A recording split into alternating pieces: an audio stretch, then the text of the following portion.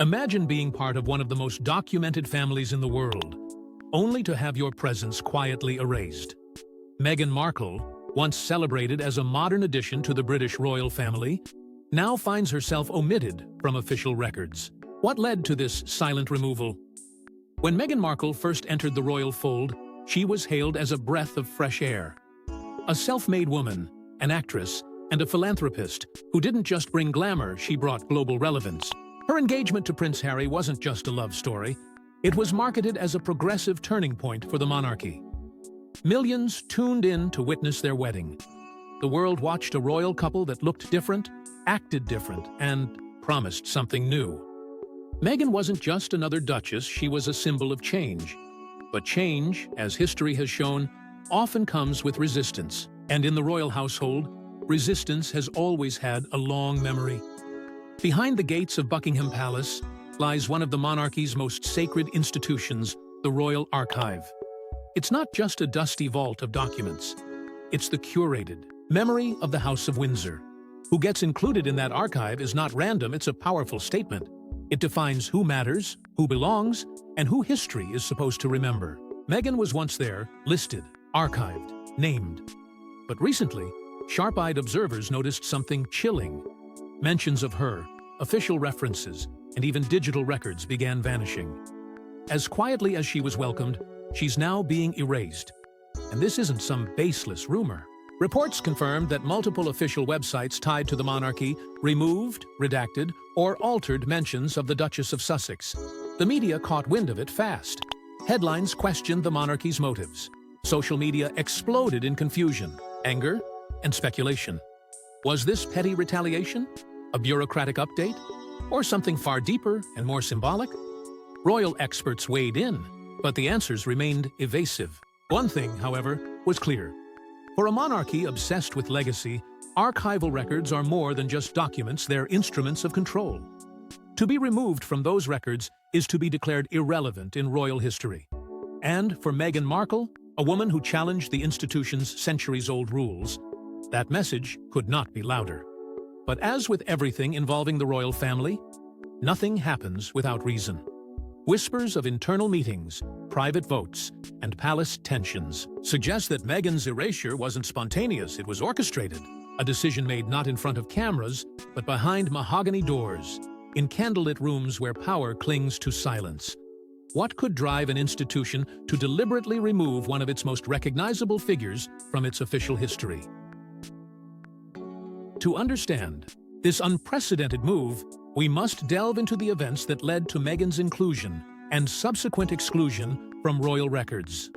The Royal Archive isn't just a collection of documents, it's the living memory of the monarchy. So, what does it mean when someone is removed from it? To most people, archives are dusty rooms filled with forgotten files. But for the British monarchy, the Royal Archive is something else entirely. It is legacy in ink, history bound in silence. Tucked away within the walls of Windsor Castle, this institution is responsible for recording, preserving, and controlling the very story of the crown. From the letters of Queen Victoria to the handwritten notes of King George VI, every detail that survives the centuries does so because it's allowed to. And therein lies its power. What's preserved is chosen. What's omitted is erased. And who is included? That choice has never been accidental. To be entered into the Royal Archive is to be legitimized. Your place in royal history is sealed, not just for today, but for generations who will look back and study the legacy of Britain's monarchy. The criteria for inclusion are as strict as the protocols of a state dinner. Members of the royal family with official duties, titles, and roles are carefully documented. Births, weddings, speeches, and correspondence, each detail is logged, cross-referenced, and preserved. It's an unspoken rule that to be archived is to be remembered, and to be remembered is to matter. But this memory isn't static. Throughout history, the archive has been altered. It has been redacted. In rare, politically motivated moments, records have vanished. Letters mysteriously removed. Names struck from family trees. Edward VIII's abdication, for instance, prompted a rapid reorganization of the royal record. His love for Wallis Simpson rewrote a constitutional crisis, and the archive reflected that rewriting. Similar removals occurred after scandals or betrayals, always carefully handled behind closed doors. The process, though procedural in appearance, is anything but neutral. It's a narrative tool used by the palace to sculpt how the crown is remembered. Updating these records isn't done with a keystroke. It involves official authorization, internal communications, and a methodical process. Every change is logged, time-stamped, and scrutinized by historians loyal to the institution, which makes any deletion, not to mention one involving Meghan Markle, far more significant than it first appears. This isn't a broken hyperlink or a forgotten name. It's a deliberate decision that carries weight. Meghan wasn't just removed from a list, she was symbolically removed from the memory of an institution that had once embraced her in full royal ceremony. For the royal family, archives aren't passive history. They're declarations of loyalty. Inclusion means acceptance. Removal? That's a message. One that speaks not only to the individual cast aside, but to the public watching from beyond the gates. Meghan's quiet deletion doesn't simply erase her from a file, it rewrites the royal timeline and reframes the monarchy's present. With this context, let's revisit Meghan's journey into the royal fold and how it was initially documented. From Hollywood red carpets to royal engagements, Meghan's transition was nothing short of transformative. But was the fairy tale ever truly embraced? Before the palace gates ever opened to her, Meghan Markle was already a woman of distinction. She wasn't born into nobility or wealth, but rather, she carved out her identity through ambition, resilience, and undeniable talent. Raised by a hardworking mother and shaped by the cultural currents of Los Angeles, Meghan built a life on her own terms. As an actress, she found steady success with her role in Suits, earning recognition not just for her beauty, but for her intelligence and humanitarian voice. She advocated for gender equality, spoke at UN women events, and was unafraid to challenge the status quo. She was, in every sense, independent, and that would both charm and challenge the monarchy she was about to enter. Her meeting with Prince Harry was almost cinematic. Two people from different worlds colliding in private, only to ignite a global media storm the moment their relationship went public. At first, it felt like history was unfolding in real time. A British prince and an American actress, one born into royalty, the other into regular life, were building a bridge between tradition and modernity. Their romance wasn't slow or cautious. It moved quickly, passionately, almost defiantly. Within months, engagement whispers turned into royal confirmations. The palace released official photos. The world watched. The monarchy, long seen as stiff and outdated, was suddenly being painted in bold, progressive colors. Their wedding, broadcast to millions, felt like a declaration of a new era. Meghan stood at the altar not just as a bride, but as a symbol. A biracial woman, a divorcee, an outspoken advocate, now formally becoming Her Royal Highness the Duchess of Sussex. But while the world applauded the moment, inside the palace, whispers had already begun. Meghan took on royal duties with grace, but her modern approach, her refusal to conform silently, her American openness started to clash with centuries-old customs. She championed causes that weren't always politically convenient. She engaged the media directly. And slowly, the adoration began to shift into something colder, sharper, more invasive. The British press, once enchanted, began turning the page. Stories emerged painting Meghan as difficult, demanding, or disrespectful to protocol. Paparazzi began hounding her every step. Headlines dissected her every move. Even gestures of kindness were reframed as breaches of etiquette. The contrast between the public face of royal unity and the private reality of growing scrutiny became impossible to ignore. For every official photo op, there were tabloid wars erupting in the background. And while Meghan continued her royal duties visiting charities, giving speeches, raising awareness behind palace walls, tensions started simmering. Her early days in the firm, once full of hope, began to feel like a carefully constructed illusion. The royal family had welcomed her with words, but not with unconditional support. And for Meghan, a woman used to defining herself on her own terms, the limitations became suffocating. Her voice, her identity, her freedom all felt increasingly threatened by the very system that had embraced her. However, beneath the surface of royal duties and public appearances, Tensions were brewing that would eventually lead to a seismic shift. When Prince Harry and Meghan announced their decision to step back, it sent shockwaves through the monarchy. But was this the beginning of their erasure? The message came not from Buckingham Palace, but from an Instagram post. A single statement, composed and polished, lit a fire under the centuries-old institution. Prince Harry and Meghan would no longer be senior members of the royal family. In a matter of hours, the phrase "step back" became a global headline. But beneath its diplomatic phrasing was something far more radical, a break from royal tradition, a quiet rebellion dressed in formality. The world didn't know whether to gasp or applaud. The monarchy had been shaken, and for the first time. In recent history, the curtain had been pulled back on the cracks behind the palace walls. The reaction from within the royal household was immediate and reportedly furious. The Queen, blindsided. Charles, reportedly devastated. William, hurt. The decision wasn't discussed in advance with senior royals, and to them, it wasn't just a family matter, it was a constitutional breach. The House of Windsor thrives on order, on protocol, on control. And this was chaos. Suddenly, conversations turned legal. The palace scrambled to reclaim narrative control. Crisis meetings, nicknamed the Sandringham Summit, were held in urgency. And just like that, the word Megxit entered the public vocabulary, turning a personal decision into a tabloid war. The final agreement was as calculated as it was, cold. Harry and Meghan would retain their Duke and Duchess titles, but could no longer use HRH in any official capacity. They would step away from royal duties, repay taxpayer-funded renovations, and refrain from representing the Queen. For Meghan, it meant the end of patronages, state events, and royal appearances. For Harry, it was a sacrifice of his military honors and ceremonial roles, positions he held with deep pride. The monarchy made it clear, you cannot have one foot inside and one outside. It was all or nothing, and Harry and Meghan chose out. As they crossed the ocean and resettled in North America, their lives were immediately transformed. They no longer had the protection or the restrictions of royal life. They were free, but exposed.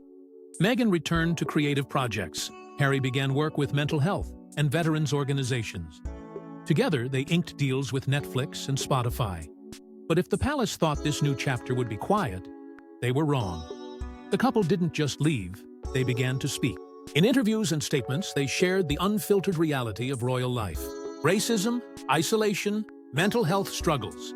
It wasn't just a departure, it was an indictment. The press, predictably, exploded.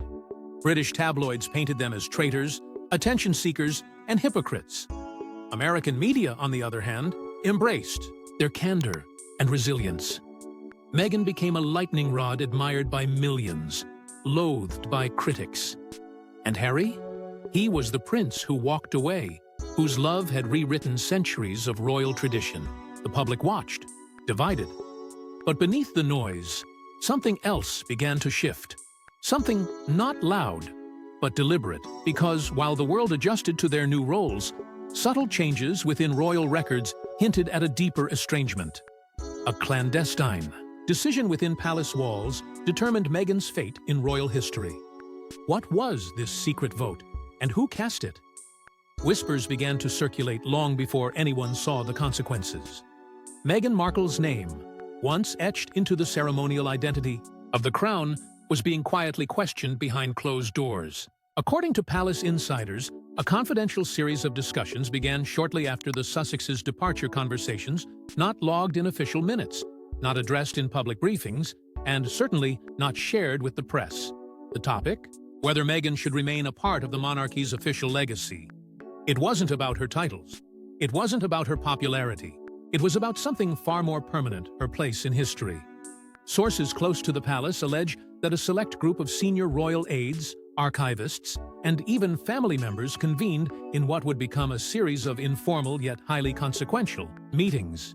Held away from public record, these discussions reportedly centered on the optics of Meghan's continued inclusion in royal documents, family trees, and ceremonial listings. Some argued that her departure, paired with her candid interviews, had broken too many unspoken codes. Others warned of the backlash if her name remained tied to royal history, especially as narratives continued to clash. But it wasn't just about protocol, it was personal. Inside these secretive walls, loyalty matters more than blood. And for those who saw Meghan's public revelations as betrayal, her removal became a symbolic act of control. Among those believed to have been involved were senior private secretaries, archival officials, and reportedly, even voices from the Queen's inner circle before her passing. The decision, while never officially confirmed, was allegedly put to a quiet vote. A consensus was reached not through official policy, but through collective silence. Meghan's erasure would proceed, not with press releases, but with omissions. There was no announcement, no statement, no explanation. One day, her information began disappearing from royal websites. Mentions were scrubbed, profiles redacted, links quietly redirected. Those searching for her contributions found digital gaps. And while the public speculated, the palace said nothing, neither denying nor confirming what was unfolding. The silence was strategic. Denial would ignite more attention. Confirmation would open the gates of outrage. Instead, the monarchy relied on its oldest strategy: control the narrative by refusing to acknowledge it. But this kind of decision has echoes in royal history. Similar internal choices had once erased Edward VIII's American wife from dignified documentation. Other royal black sheep, once considered liabilities, were quietly pushed from prominence until decades later, when history demanded a second look. Meghan's removal, if true, fits the same royal pattern. Controversy is managed not with confrontation, but with erasure. With the decision made, the implementation was swift and silent, altering the royal narrative. One by one, traces of Meghan began to vanish from official platforms, a digital disappearance that spoke volumes. It didn't start with a grand announcement or a sweeping declaration. It began with something almost imperceptible. A missing profile here, a broken link there, subtle edits to royal websites that once proudly displayed Meghan's patronages, speeches, and public appearances now led to dead ends. Her official biography, once featured alongside other senior royals, was quietly altered, trimmed down, then removed entirely. Mentions of joint engagements with Harry began to shift focus solely onto him. The once celebrated Duchess of Sussex was slowly being erased, pixel by pixel, from the monarchy's digital memory. Observers noticed, and quickly, royal watchers, journalists, and fans started compiling side-by-side screenshots. The deletions weren't coincidental, they followed a pattern. Pages listing Meghan's charitable affiliations vanished. News updates from past events she led were taken down or rewritten to minimize her presence. The royal family page no longer linked to her public work, even though those projects had garnered global attention. What was once documentation of a modern royal chapter was being redacted in real time. It was no longer a question of if Meghan was being removed, it was a matter of how far the palace was willing to go. The media pounced. Articles emerged overnight, calling attention to the calculated digital purge. Experts in archival integrity raised red flags, warning that such actions were more than administrative, they were historical manipulation. And yet, Buckingham Palace offered no official comment, no denial, no explanation. Silence became the statement.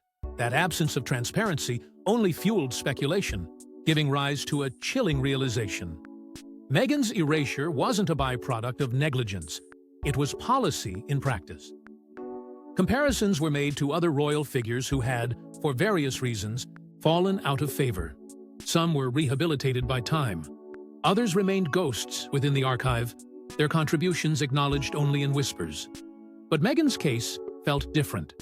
She had not merely drifted into obscurity, she was being actively removed, despite her highly visible and documented contributions.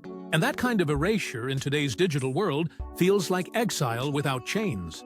Yet this purge didn't just target Meghan, it sent a broader message. It drew a line between those the monarchy claimed as part of its living legacy and those it cast aside. In doing so, it redefined inclusion, loyalty, and remembrance. And for an institution obsessed with continuity and legacy, choosing to delete Meghan Markle from its records wasn't just personal, it was institutional. These actions didn't go unnoticed, sparking debates and discussions worldwide. The world watched as Meghan's digital presence within the monarchy faded, leading to a cacophony of voices, some in support, others in condemnation. The media storm that followed was fierce and unrelenting. Outlets across the globe dissected the erasure in real time, headline after headline questioning the royal family's motivations. Was it a calculated punishment for speaking out? A silent message to all who dare break rank? Or merely an administrative decision conveniently timed to match shifting loyalties? Major publications ran deep analyses, while tabloid front pages screamed scandal. What began as whispers of removal exploded into a full-blown cultural flashpoint, dividing the public along sharp emotional and ideological lines. On social media, the debate ignited like wildfire. Hashtags trended for days. Meghan erased. Royal rewrite. History manipulated. Public opinion polls revealed a fractured response. Some applauded the monarchy, claiming it had every right to distance itself from a member who had publicly criticized its foundations. But millions more were horrified, seeing the move not just as punitive, but as dangerous. For them, this wasn't just about Meghan. It was about silencing dissent, about rewriting a woman's legacy because she dared to speak the truth. The palace, as always, remained silent, but their silence only amplified the noise. Royal commentators weighed in, some cautiously defending the institution, others sounding the alarm. Historians pointed to eerily similar removals in the past, often involving women, outsiders, or those who challenged the rigid royal code. And then came the deeper conversations, ones that stretched beyond the palace gates. This wasn't just about royalty anymore. It was about race, about gender, about how institutions handle women who refuse to be submissive. Meghan, a woman of color who entered an overwhelmingly white and traditional system, had been championed as a sign of progress. Now, her erasure felt like a message that progress had an expiration date. Public figures came forward. Celebrities, journalists, activists, they didn't just defend Meghan. They condemned the mechanisms that allowed her to be so easily removed from the record. To them, the act was a betrayal, not just of her, but of what the monarchy had claimed it was evolving toward. In contrast, staunch royalists dismissed the outrage, insisting that stepping back from royal duties meant forfeiting the privilege of being recorded in royal memory. But no matter where one stood, the damage had been done. The royal family's image, already strained, was now facing fresh scrutiny. Critics called it regressive. Supporters called it protective. And the rest of the world, they were left wondering, if this could happen to Meghan, who else could be written out? Amidst the uproar, questions arise about the future of the monarchy and its relationship with former members. Meghan's story within the royal narrative may have been curtailed, but its reverberations continue to challenge and reshape the monarchy. Charles' time as a working royal was brief compared to others, yet its impact has been seismic.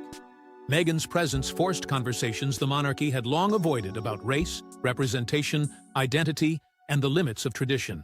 Her exit wasn't just a departure, it was a rupture. And while the palace may have tried to bury her presence under layers of protocol and silence, the echoes of her voice still ring loud. In many ways, she became a mirror to the crown, reflecting back the contradictions it has yet to resolve.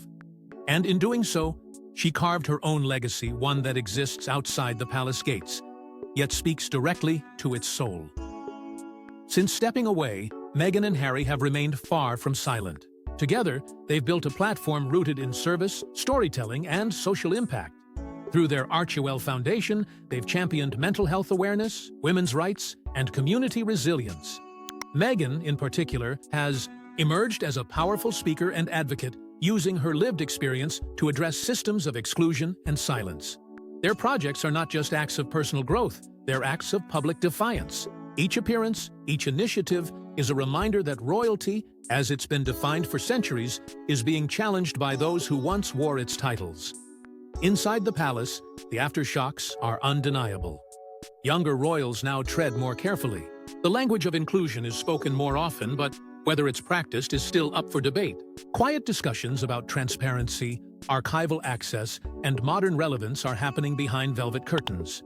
Some insiders suggest that the treatment of Meghan has sparked internal reckonings, even if subtle. Others fear that the monarchy has missed its opportunity to evolve meaningfully. Either way, the institution is no longer immune to public judgment. The the world is watching and remembering. The royal archive, once considered untouchable, may also be facing its own reckoning. With increasing digital visibility and public engagement, the practice of quietly altering records without explanation is no longer sustainable. There are growing calls for accountability for reforms that make history honest, not curated. And if Meghan's story proves anything, it's that truth has a way of resurfacing, no matter how deeply it's buried. As for the future, speculation continues. Could there be reconciliation? Will the children of Harry and Meghan ever be recognized in full by the Crown? Will Meghan's contributions be reinserted into the royal record decades from now, when memories soften and truths resurface? No one knows, but what is certain is that her legacy has already outgrown the confines of the institution that once tried to define her. As we reflect on this chapter, it prompts a broader contemplation on tradition, change, and the narratives we choose to preserve. The silent removal of Meghan Markle from royal archives isn't just about one individual. It's a testament to how institutions grapple with change, dissent, and the stories they wish to tell. From the moment Meghan Markle stepped into the royal spotlight, she disrupted centuries of carefully managed legacy. Her very presence brought visibility, contrast, and uncomfortable truths to the fore. She was the outsider welcomed in with pomp, only to be gradually and meticulously pushed to the margins when her authenticity clashed with the institution's rigid traditions. What followed was not merely a quiet departure, it was a cultural rupture. And now, the final insult comes not from the tabloids, nor from headlines, but from history itself. The deliberate fading of her name from official royal records.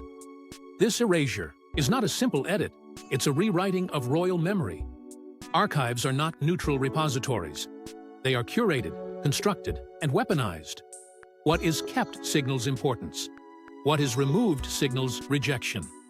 The monarchy, an institution obsessed with continuity, has used its archives for centuries as a tool to define its narrative.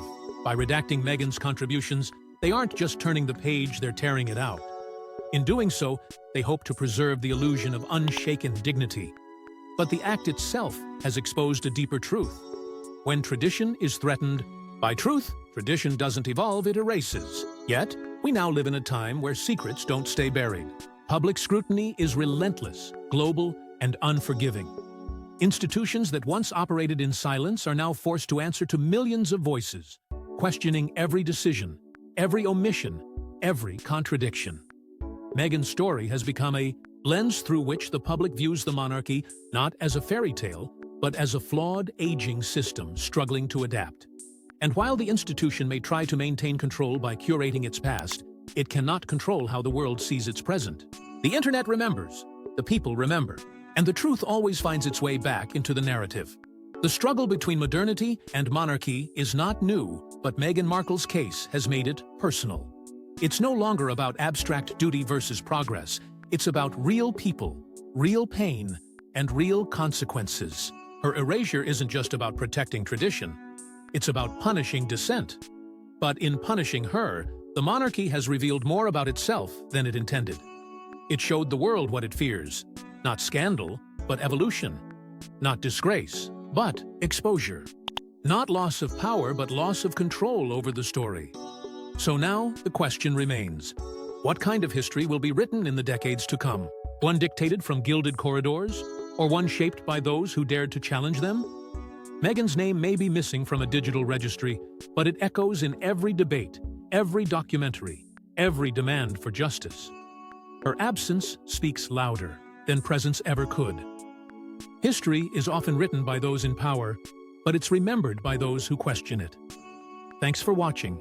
Share your thoughts in the comments section, and don't forget to like and subscribe. And we will see you in the next one.